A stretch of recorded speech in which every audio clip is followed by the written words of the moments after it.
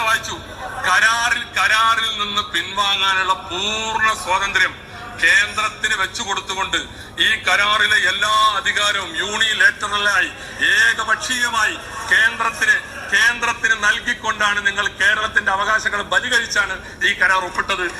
ഓരോ ദിവസവും നമ്മൾ നിയമസഭയിൽ കാണുന്നത് പ്രതിപക്ഷ MLA-മാർ ഭരണപക്ഷ മന്ത്രിമാരുടെയും MLA-മാരുടെയും പ്രഹരമേൽക്കുന്ന കാഴ്ചയാണ്.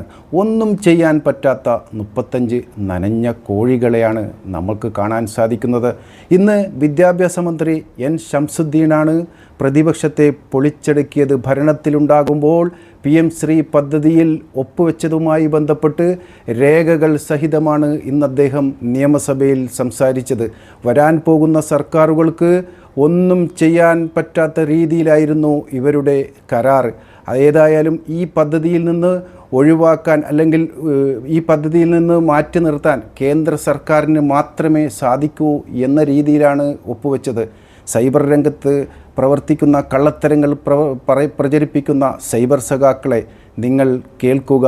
ഈ ഇന്നത്തെ നിയമസഭയിലെ M. ശംസുദ്ദീൻ്റെ വാക്കുകൾ രേഖ വെച്ചുകൊണ്ടാണ്. ഏതായാലും ഒന്നിനും കൊള്ളാത്ത 35 MLA-മാർ, പിന്നെ വേറെയുണ്ട് 3 എണ്ണം.